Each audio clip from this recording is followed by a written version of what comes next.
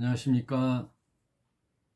오늘로 해서 설 명절이 시작됐네요. 네, 행복하고 복된 설 명절 가족들과 함께 즐거운 시간 되시길 바랍니다. 성경 통독 이어서 마태복음 5장, 6장, 7장 산상수훈을 지금 하고 있어요. 이제 팔복에 들어가 예수께서 선언하시는 말씀인데요. 이 성경 전체에 관통하는 말씀이라고 할 수 있죠. 복이란 과연 무엇인가? 천지 창조를 하신 하나님께서 이 땅에 복을 주시고 사람에게 복을 주시고 생육하고 번성하고 땅에 충만하며 땅을 정복하라 하신 하나님의 말씀, 그리고 창세기 12장에 아브라함을 택하고 또 복을 주셨죠. 너는 복의 근원이 될지라. 복이라는 게 이제 성경 전체를 보면 관통하는 핵심 단어이기도 한 것 같습니다. 또 이스라엘 백성을 하나님께서 이끌어내어 복을 주시되 신명기에 모든 내용들을 실어놨죠. 내 앞에 복과 저주를 두니 너는 선택하라. 이렇게 살면 복을 받고 이렇게 살면 저주를 받으리라. 그것을 하나님이 주시는데 선택은 누가 하느냐? 인간들이 하는 거예요. 오늘날 내가 복과 저주를 선택할 수 있는 선택권이 있죠. 그래서 이제 우리 인간의 삶은 운명론이 아니에요. 팔자소관이 아니죠. 하나님이 우리에게 주신 은혜 속에 내가 믿음의 쟁취를 해 나가는 거죠. 그래서 믿음은 선택이죠. 그래서 예수님은 신약에 들어와 가장 중요한 하늘의 말씀을 선포할 때 복에 대한 이야기를 말씀하고 계세요. 마태복음 5장 1절, 예수께서 무리를 보시고 산에 올라가 앉으시니 제자들이 나아온지라. 앉으셨다는 거죠. 산에 올라가 앉으시니 좌정하사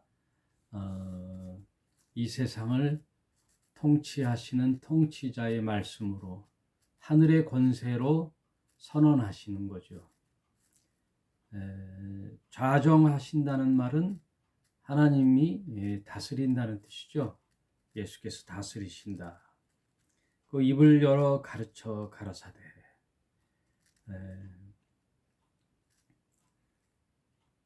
입에서 나오는, 예수의 입에서 나오는 말씀, 로고스가 성육신하셔서 오신 말씀, 그 말씀을 이제 선언하시는데, 첫 번째 복이 심령이 가난한 자는 복이 있나니 천국이 저희 것이며, 심령이 가난한 자.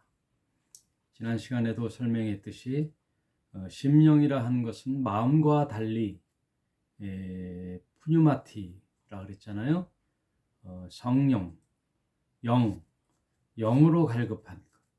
하나님은 영이시니 하나님과 소통하고 하나님과 관계를 맺고 하나님의 형상을 회복하려면 그분을 찾아야 되는 거죠.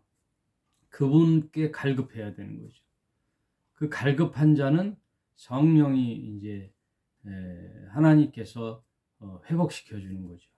성령이 와서 하나님과 그 심령이 가난한 자를 이어주는 거죠.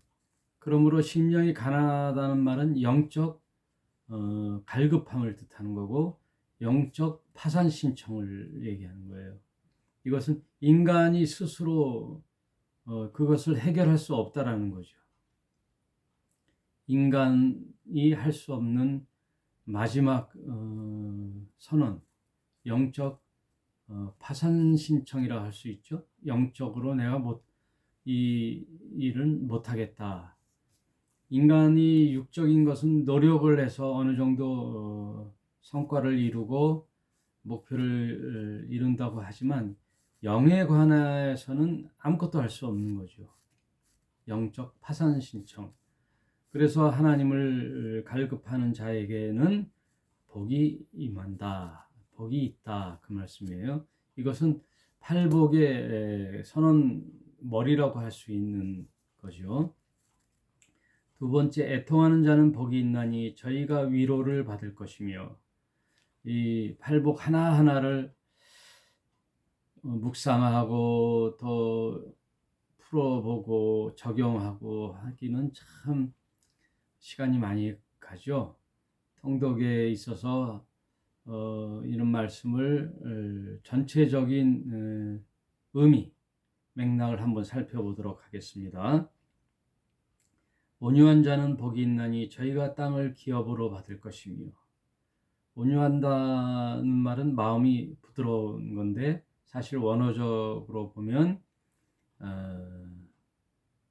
그 야생마, 길들이지 않은 야생마가 천방지축으로 들로 산으로 뛰어든 그런 존재를 훈련을 시키고 또 훈육하여 준마가 되는 상태를 온유라고 그래요. 원어적 해석을 보면 야생마와 같은 그런 존재를 주인이 명령하거나 가자는 대로 순종하며 갈 수 있는 부드러운 순한 준마, 그런 말이 된 상태를 온유하다고 그래요. 온유. 그냥 착하고 부드러운 심성, 이런 의미도 있지만 사실은 하나님의 말씀으로 훈육된 상태를, 글들어진 상태, 낮아진 상태, 순복하는 상태, 그것을 온유라고 할 수 있어요. 산의 왕은 호랑이 같은데 호랑이는 산에 몇 마리 없죠. 온 산의 왕은 산중호걸이라고 하는 왕은 호랑이인데, 산에 아주 편만이 많은 동물은 토끼예요. 토끼는 또 새끼를 많이 낳잖아요. 그리고 산 전역에 퍼져 살잖아요. 그러니 사실 땅의 주인은 누구예요? 토끼거든요.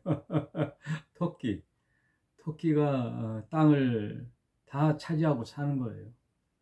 여러분, 어느 시골 마을에 좋은 집이 있는데 그 집의 그 땅과 건물, 집터는 주인이 따로 있어요. 그러나 40년, 50년을 누가 거기서 전세로 세를 들어 살았다면 과연 그 집은 소유는 땅 주인이 있지만 집의 실제 주인은 사는 사람이죠. 산 사람. 온유한 자의 복이라는 거예요. 의에 줄이고 목마른 자는 복이 있나니 저희가 배부를 것이며. 의에 줄이고 목마른 자.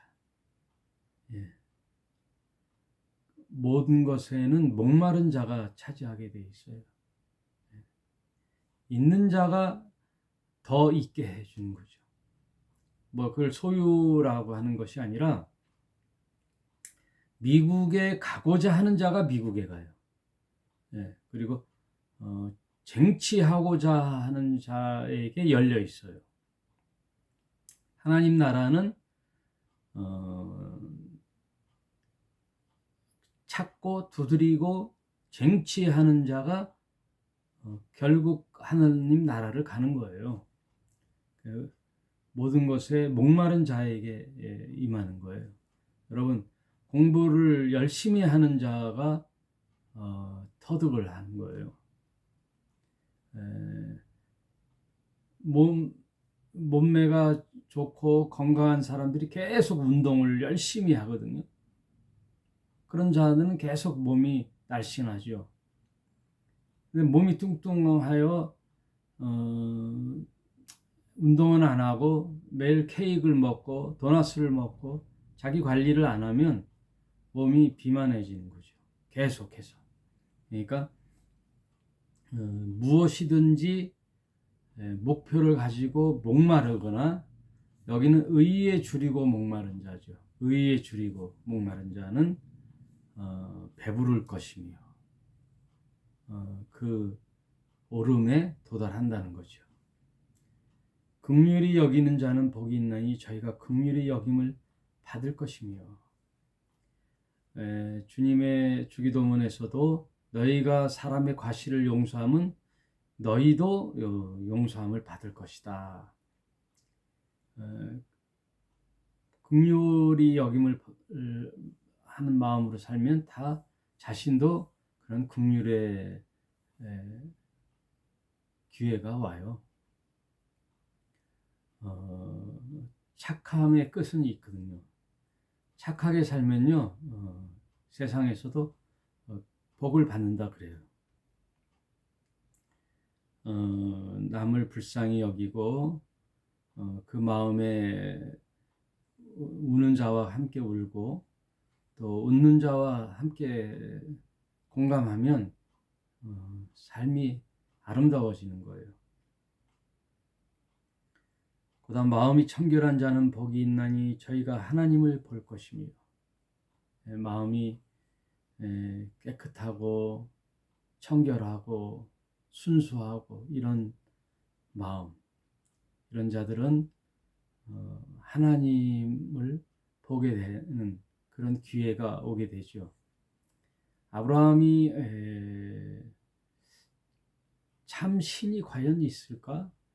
아브라함은 그 아버지 데라가 우상을 조각을 만드는 그 우상 장사를 했거든요. 우상 장사, 기물을 팔고 거기에 아들이 이제 아브라함 데라를 도와 가게를 이어왔는데, 아브라함은 평생 의문이 들었죠. 자기가 만든 저런 쇠붙이, 나무 조각, 우상 단지 이런 형상들을 보고 절을 하고 거기에 무슨 효염이 있고 능력이 있는지, 거기에 우상을 섬기는 자들을 보고 고민을 했거든요. 아브라함이. 저건 가짜 신인데 과연 이 땅이 존재하고 밤하늘의 별, 또 태양, 달, 지구의 땅의 모든 산과 들, 짐승들을 보면 과연 창조주가 있을까? 참신이 있을까? 라는 그런 마음, 그런 마음에 하나님이 아브라함을 찾아오시는 거죠. 화평케 하는 자는 복이 있나니 저희가 하나님의 아들이라 일컬음을 받을 것이며, 화평케 하는 자, 하나님의 아들, 하나님의 외아들이신 예수 그리스도께서는 이 땅에 무엇하러 오셨느냐? 화평케 하러 오셨어요. 하나님과 인간의 불화를 화평을 주러 오셨다. 그래서 당신을 화목제물이라고 하셨거든요. 하나님과 인간이 결별하여 살던 불화의 상태에서 하나님의 아들이 와서 연결하러 오셨죠. 중보자로 오신 거예요. 하나님과 인간을 잇는 화목제물, 그 담을 헐어 버리시러 오셨죠. 그러니 하나님 아들을 믿는 우리들은 항상 어디 가든 화목하게 해야 돼요. 불화를 종식시켜야 돼요. 네. 화목을 샬롬의 나라로 만들어야 돼요. 하나님과 인간의 샬롬, 인간과 인간의 샬롬. 예. 평화가 참 우리 삶의 진리의 근본이죠. 평화. 너와 나의 대적함이 없고 평화를 이루는 거죠. 평화를 위해서는 내가 죽어야 돼요. 재물이 돼야 돼요. 내가 재물이 되어야 평화가 와요. 그래서 십자가에는 피 흘림이 있어요. 의를 위하여 핍박을 받는 자는 복이 있나니 천국이 저희 것입니다. 나를 인하여 너희를 욕하고 핍박하고 거짓으로 너희를 거슬려 모든 악한 말을 할 때에는 너희에게 복이 있나니 기뻐하고 즐거워하라. 하늘에서 너희 상이 큼이라. 너희 전에 있던 선지자들을 이같이 핍박하였느니라. 우리가 예수님을 섬기면서 오는 어려움이 있죠. 그리고 예수님이 말씀하신 바를 수행할 때에는 세상은 거슬림을 받거든요. 거친 돌이 되거든요. 네. 정의를 위하여 외치면 저들은 항거를 하거든요. 대적을 하거든요. 그럴 때 오는 그 모든 고난, 핍박을 예수께서는 즐거워하라 그러거든요. 나를 인하여 핍박받는 자. 예. 하나님을 섬기면서 오는 핍박, 예수를 증거하면서 오는 핍박, 세상은 악함으로 진리를 선포하면 대적을 하거든요. 거기서 오는 모든 핍박을 예수께서는 복이 있다 그러시거든요. 여러분 지금 팔복을 쭉 간단하게 열거하는데 무엇 하나 무슨 외적인 게 있나요? 6가지 복, 의에 줄이고 목마른 자까지 이건 다 내적 상태예요. 마음 상태. 예.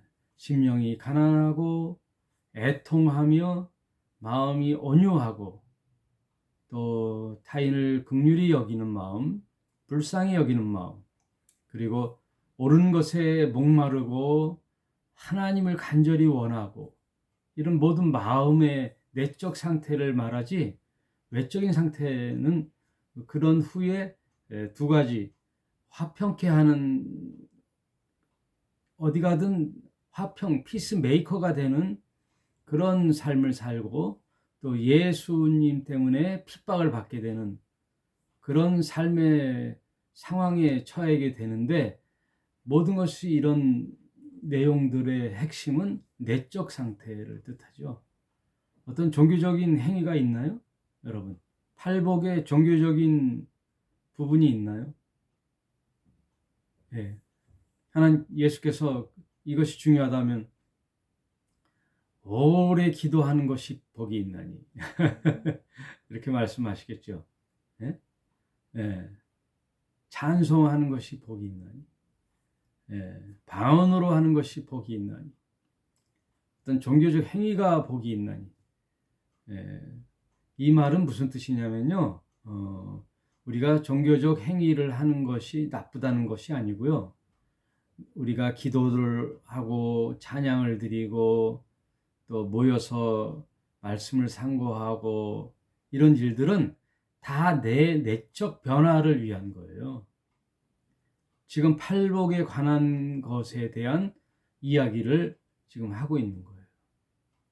그러므로 우리의 화살표는 교회가 아니고 세상 쪽으로 향하는 거예요. 네. 언제나 우리가 살펴본 것은 내적 변화요. 우리가 지향해야 할 화살표는 세상이라고요. 그래서 뒤에 이야기에 예수님은 너희는 세상의 빛과 소금이 되라고 말씀하시거든요. 이 흑암의 세상에서 너희는 빛으로 살고 소금으로 살아라. 이것은 생명에 유익한 거거든요. 소금과 빛은요, 없어서는 생명 유지하는데 없어서는 안 될 유용한 거예요. 빛이 없으면 어떻게 돼요? 생명이 살아날 수가 없어요. 생명체가 생명을 유지할 수가 없어요. 소금 역시 생명을 유지할 수가 없어요. 빛과 소금. 그러므로 우리가 교회에 가서 이 교회란 개념도 공동체 모임을 얘기하는 게 아니라 어떤 로컬 처치 그 모임의 장소에 갔을 때요. 거기서 하는 모든 행위도 지향점은 내적 지향점 그리고 세상을 향한 목표를 두고 그것을 다짐하고 또 격려하기 위하여 예배를 드리고 찬양을 하고 기도를 하는 거지 그것이 목적이 돼서는 안 된다는 거예요. 예. 모든 화살표와 우리의 본질은 내 안의 내적 상태요. 그것이 하나님과 한 마음이 됐다면 이제는 우리는 세상에 나가 빛과 소금으로 사는 거예요. 그럼으로써 뒤에 쭉 말씀하시죠. 16절에 이같이 너희 빛을 사람 앞에 비추게 하여 저희로 너희 착한 행실을 보고 하늘에 계신 너희 아버지께 영광을 돌리게 하라. 착한 행실을 우리가 함으로써 저들은 예수를 믿는 사람들이야 하나님을 믿는 사람들이야 역시 다르군.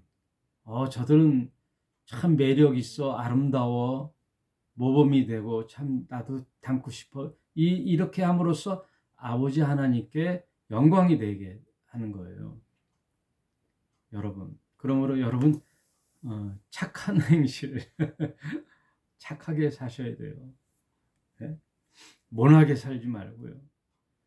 네? 강팍하게 살지 말고 찔러도 피가 안 나올 그런 사람으로 살지 말고 인색하게 살지 말고 네?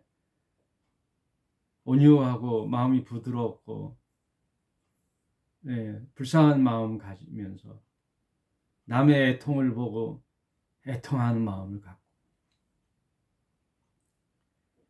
세상은 뭐 가진 자가 복이 있다 그러고 소유가 복이 있다 그러고 웃는 자가 복이 있다 그러고 사람이 많은 인맥이 많아야 인복이 있다 그러죠. 근데 성경은 그렇지가 않아요. 의에 줄이고 목마르며 항상 내적에 타인을 긍휼히 여기며 온유하고 겸손한 마음. 그러면서 세상에 나가 내가 하는 행동들이 착한 행실을 보고 저들도 공감을 하는 거죠. 착해야 돼요, 여러분. 믿는 자는 선해야 돼요. 표독하거나 바른 말만 하거나 사람을 정죄하거나 비판하거나 그것만 일삼는 거죠. 비판하지 말라는 뜻이 아니고요. 잘못된 것, 사람들을 현혹하는 것, 잘못된 진리, 그런 것들에 대해서는 정확하게 분별하여 비판은 해야 되지만 무엇이든 비판만 하려고 그러고 그러면 안 되죠. 기본적으로 사람의 마음은 온유하고 겸손하며 자만하지 말고 아는 것이 너무 많아서 교만한 자들이 많잖아요. 나는 많이 알면서 지식이 풍족하면서 사회에 경험이 많으면서 겸손한 사람을 참 찾아보기 힘들어요. 저 역시 그렇지만 참 저분은 아는 것도 많고 물질도 많고 배운 것도 많은데 교만하지 않고 겸손하고 온유한 사람 참 보기 힘들어요. 거의 찾아보기 힘들어요.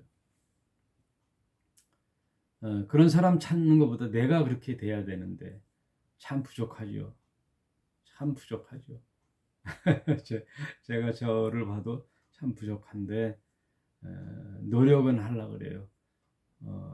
자만하지 않고 겸손하면서 온유한 마음으로 살려고 이제 늘 자신을 돌아보려고 하죠. 여러분 팔복을 잘 살펴보면 다 내적인 상태죠. 여러분 갈라디아서에 있는 성령의 9가지 열매도 한번 보실까요? 사랑, 희락, 화평, 오래 참음, 자비, 양성, 충성, 온유, 절제. 충성, 온유, 절제. 뭐 하나 내적이지 않은 게 있나요? 예? 다 내적으로 자신을 돌아보는 거죠. 절제도 자신을 돌아보는 거죠. 충성도 오직 하나님께 나의 강직한 마음을 드리는 마음. 사랑, 희락, 화평, 인내, 자비, 양선, 충성, 온유, 절제. 다 내적인 열매잖아요. 내가 어떤 종교적 열심을 통해서 종교적 행위를 통하여 맺는 열매가 아니잖아요. 예. 그게 수단으로 되어 이런 성령의 열매를 맺고자 하는 면에서는